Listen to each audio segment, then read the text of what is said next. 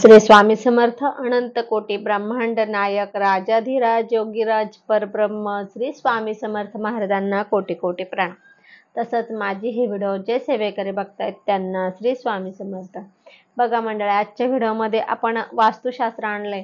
मी आपलं आता लाईव्ह हे होतं, प्रश्न उत्तर होते, त्यावेळेस एका ताईने मला सांगितलं की ताई घराचे वास्तुशास्त्र सांगा, म्हणजे कुठल्या दिशेला काय असावं ते सांगा। तर मी त्यांना बोलली की एवढं आता मला लाईव्हला नाही सांगता येणार, पण त्याच्यासाठी मी व्हिडिओ बनवते।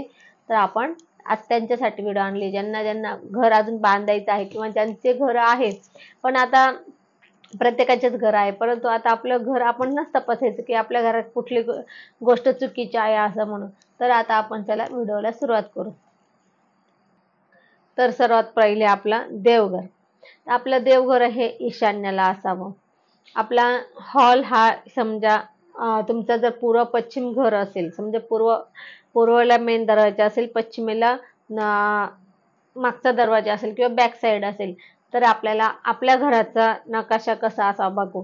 आता बघा, पूर्वेला जर आपला मेन डोअर असेल तर त्याचं ईशान्येला किंवा त्याच्या ईशान्येला म्हणजे पूर्व आणि उत्तरच्या त्या कोपऱ्यामध्ये आपला हॉल असावा। त्यानंतर त्याच्या शेजारी किचन असावा, आग्नेय कोपऱ्यात किचन असावा। त्यानंतर त्याच्या समोर किचनच्या समोर आपला बेडरूम असावा नैऋत्य दिशेला, आणि दोघांच्या मध्ये आपला टॉयलेट बाथरूम किंवा टॉयलेट फक्त त्या दिशेला असावा, बाथरूम समोरच्या दिशेला असावा। उत्तरेच्या भिंतीला बाथरूम असला तरी चालतो असावा। उत्तरेच्या भिंतीला बाथरूम म्हणजे तुमचा हॉलच्या एक मध्ये सेंटर कोपरा, हॉलच्या मध्ये एक जागा ठेवायची, तिथे तुमचा बाथरूम असेल आणि त्याच्या बाजूला आणखी एक बेडरूम असेल वायव्येला, म्हणजे दोन हॉल आणि बेडरूमच्या मध्ये आपलं बाथरूम असेल, आणि इकडे किचन आणि बेडरूमच्या मध्ये आपला टॉयलेट असेल।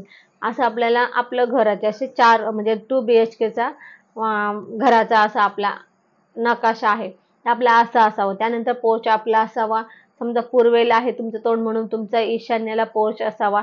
परंतु कुठल्याही गोष्टीला म्हणजे कुठल्याही तुमचा एखादा रूम किंवा टॉयलेट बाथरूम असं बाहेर नाही यावं, सगळं तुमचं असं चौकोनी असावं। आपलं जे घर असेल चौकोनी किंवा आयताकृती असावं। आता आपण बघा फ्लॅटमध्ये बघतो तर कुठला ते असं एकसारखं असं चौकोनी नसतं, कुठे इकडे टॉयलेट सरकलेला असतो, इकडे बेडरूम सरकलेला असतो, तिकडे हॉल सरकलेला असतो, शेजारचा किचन आपल्या याच्यामध्ये आलेला असतो, आपली गॅलरी शेजारच्या याच्यात गेलेली असते, असं सगळं त्यांची अशी खिचडी असते त्यांची सगळं असं। मग त्याला काय होतं, एक कोस तयार होतो, आपल्या घराला कोस तयार होतो, कारण की आपलं घर असं हे नाही राहत ना, म्हणून आपलं घर एक तर चौकोनी किंवा आयताकृती असावं। परंतु आपण जे फ्लॅट आहे, फ्लॅटमध्ये आपण ते काहीच करू शकत नाही। ते काय करतात, ते तेवढ्या जागेमध्ये त्यांना भरपूर बसवायचे असतात, त्यामुळे ते अशा प्रकारचे आपले मॅनेज करतात, ते फक्त जागा ऍडजस्ट करायचं काम करतात। तर आता तसं असतं, म्हणून आपल्याला शक्यतो फ्लॅटच्या याच्यामध्ये वास्तुशास्त्र तर खूपच किचकट असतं, कारण की ते शोधायला म्हणजे अवघडच आहे। तरी आपण मेन तरी बघा, कारण की मेन दरवाजा, त्यानंतर किचन ओटा, बेडरूम, ह्या तीन, आणि आपलं देवघर, ह्या चार गोष्टी तरी आपण कुठला आपण फ्लॅट असेल कुठला असेल तर ह्या 4 गोष्टी तरी बघायच्या। आणि पाण्याची दिशा आपले एक दक्षिणेला कधीही पाण्याची दिशा नसावी। तुमचे जर फ्लॅट असेल तर तुम्ही ते दिशा लक्षात घेऊन घ्या। त्यानंतर तुमचा जिना आपला हा ईशान्येला नसावा।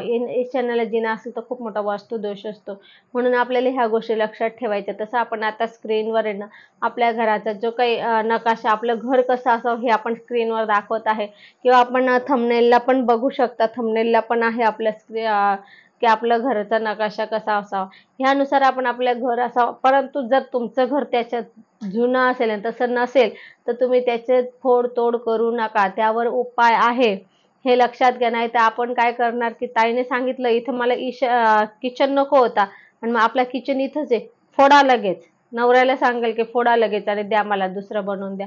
तर असं काही करू नका, प्रत्येक गोष्टीसाठी ते फोडतोड करू नका। तर त्याच्यासाठी पण आपल्याकडे उपाय आहे, विना खर्च उपाय आहे, ते आपल्याला काही न फोडतोड करता उपाय करता येऊ शकतो। तर आपण तसं जर असेल तर काही आपल्या त्याच्यासाठी वेगळे व्हिडिओ बनवू, की आपल्या जर काय चुकीचं असेल तर त्याच्यासाठी काय उपाय करायचा. आजच्या व्हिडिओमध्ये फक्त आपण आपलं घर कसं असावं हेच बघितलं आहे. तर आपल्याला समजलं आता की पूर्वेला जर तोंड असेल तर आपला असा नकाशा असा. पण तेच जर आपलं पश्चिमेला तोंड असेल, आपल्या घराचा मेन दरवाजा पश्चिमेला असेल तर कसं असावं. आता पश्चिमेला असेल तर आपला वायव्येला हॉल येईल. वायव्येला हॉल येईल. त्याच्या शेजारी नैऋत्याला बेडरूम असेल. ते नैऋत्येच्या मागे शेजारी आपलं टॉयलेट असेल. टॉयलेटच्या शेजारी आपला किचन असेल. किचनच्या त्या बाजूने ईशान्येला आपलं देवघर असेल. देवघराच्या शेजारी आपला बेडरूम असेल. बेडरूमच्या शेजारी आपला बाथरूम असेल आणि बाथरूमच्या शेजारी आपला हॉल आहे. असं आपलं घराचा नकाशा असेल. परंतु ते तुमच्या जागेच्या याच्यानुसार तुम्ही ऍडजस्ट करा. समजा तुम्हाला जागा जास्त असेल तर तुम्ही ह्या सगळ्या गोष्टी व्यवस्थित मॅनेज करू शकतात. त्यानंतर पोर्च तुमचा वायव्य दिशेला असेल आणि कट कुठेही ठेवू नका. कट ठेवू नका, वाढवू नका. जर तुम्ही स्वतः प्लॉट घेऊन बांधत असेल तर तुम्ही कुठेही कट ठेवू नका किंवा कुठेही जास्त एक्स्ट्रा वाढवू नका. आणि ह्या गोष्टी लक्षात ठेवा. त्यानंतर आग्नेय कोपऱ्यात किंवा दक्षिण भिंतीला कुठल्याही दिशेला पाण्याचा तुम्ही कुठलाही वापर ठेवू नका. तुमचा वापर जे असेल पाण्याचं सगळं काही तुम्ही उत्तरेला करा. उत्तरेला पाणी असणं खूप शुभ असतं आणि दक्षिणेला पाणी असणं म्हणजे घरात भांडण कटकटी होतात. कारण की दक्षिण दिशा आग्नेय दिशा ही अग्नीची दिशा आहे आणि पाणी हे अग्नीच्या विरुद्ध आहे. म्हणून पाणी आणि अग्नी हे विरुद्ध असल्यामुळे ते कधीही एकत्र राहू शकत नाही. म्हणून ह्या गोष्टी लक्षात ठेवायच्या आहे. तर ह्या गोष्टी आपल्याला जर जेवढं आहे खरं असं, परंतु जर तुमचं तसं असेल तर बघा, नसेल तर त्याच्यासाठी काही उपाय आहे. पिरॅमिड ठेवू शकतो, काही पट्टे लावू शकतो, काही पडदे लावू शकतो, काही कलरचे पट्टे देऊ शकतो. ह्या गोष्टी आहेत. त्याच्यासाठी तोडफोड करू नका. हे मी तुम्हाला पुन्हा पुन्हा सांगते. वास्तूचे तोडफोड करू नका. फक्त तुमचा जिना जरी ईशान्येला असेल तर तो बदलायला लागेल तुम्हाला. कारण की त्याला फक्त त्या 2 गोष्टीला आहे ना तुम्हाला ते करणंच आहे. तुमचा जिना ईशान्येला असेल तर तुम्हाला तो जिना बदलणं आहे आणि दुसरी गोष्ट तुमचं टॉयलेट ईशान्येला असेल तर तो सुद्धा तुम्हाला बदलणं आहे. ह्या 2 गोष्टीच तुम्हाला फक्त बदलायच्या आहे. बाकीच्याला आपल्याकडे उपाय आहे. आपण ते उपाय करू शकतात. आपण आणि काही असे खूप खर्चिक उपाय नाहीये. एक कुठे पिरॅमिड लावायला सांगणार आहे, कुठे लाल पडदा लावायला सांगणार आहे, कुठे लाईट लावायला सांगणार आहे. अशाच गोष्टी आपल्याला त्या करायच्या आहे. त्यामुळे असं हे करू नका, तोडफोड कधीही करू नका वास्तूची. तुम्हाला खर्चात पडू नका. तुम्ही जर बाहेर जाल तर तुम्हाला खूप काही खर्च सांगतील. आपल्या केंद्राच्या याच्यामध्ये खर्च सांगत नाही. अगदीच कमी याच्यामध्ये आणि चांगले रिझल्ट देणारे उपाय असतात. तर असो, आज आपण इथेच थांबू.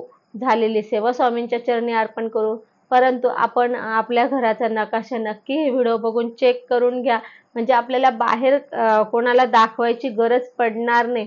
कसं असतं बघा, बाहेर जर कोणाला दाखवलं ना तर मग ते तुम्हाला सांगतील इथे असं आहे, मग एवढं तुम्ही खर्च करा.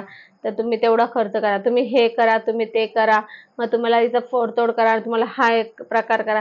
ते आता मी बघितलेले, आता मी कोणाला सांगत नाही, परंतु बघितलेले की आमच्या कॉलनीत सुद्धा केलेलं आहे काही जणांनी, म्हणजे अगदीच शेजारीने जवळपास. तर त्यांना 1-1 लाख रुपये लागलेले आहे. ते फेंगशुई काय तो प्रकार आहे तर त्यांच्याकडनं केलेले त्यांनी. तर 1-1 लाख रुपयाला घेतलेले आहे त्यांच्याकडनं त्यांनी. ते वास्तू दोष काढण्यासाठी किंवा तिथे काय आरसे काही काही लावले त्यांनी, काही लावले तर ते करण्यासाठी. पण त्यांना त्याचा 0 रिझल्ट आलेला आहे. लाखो रुपये खर्च केलेले पण 0 रिझल्ट आलेला आहे. त्यामुळे आम्ही असंच सांगू की तुम्ही जास्त खर्च करू नका. आम्ही तुम्हाला फार तर फार 200, 400, 500 रुपयामध्ये तुम्हाला तुमचा वास्तुदोष कमी होण्याचे अतिशय प्रभावी असे उपाय सांगत असतो. आणि आता आपण ह्या व्हिडिओत फक्त तेच सांगतोय की आपले घर कसं असावं. पुढच्या व्हिडिओत जर आपल्याला हवं असेल तर आपण कमेंटमध्ये सांगा की ताई माझं हे चुकीचं आहे, ताई माझं ते चुकीचं आहे. तर मग मी त्याच्यावर व्हिडिओ बनवेल. मग आपण ते व्हिडिओ बघून त्याच्यासाठी कुठला पडदा आहे का काय आहे, प्रत्येकासाठी वेगळं वेगळं आहे. मग आपण त्यानुसार आपल्या घराचा वास्तुदोषावर उपाय करा. तर असं आज आपण इथेच थांबू. झालेली सेवा स्वामींच्या चरणी अर्पण करू. आपल्याला जर माझे हे व्हिडिओ आवडले असेल तर लाईक, शेअर, कमेंट करा. माझ्या चॅनलला सबस्क्राईब करा. श्री स्वामी समर्थ.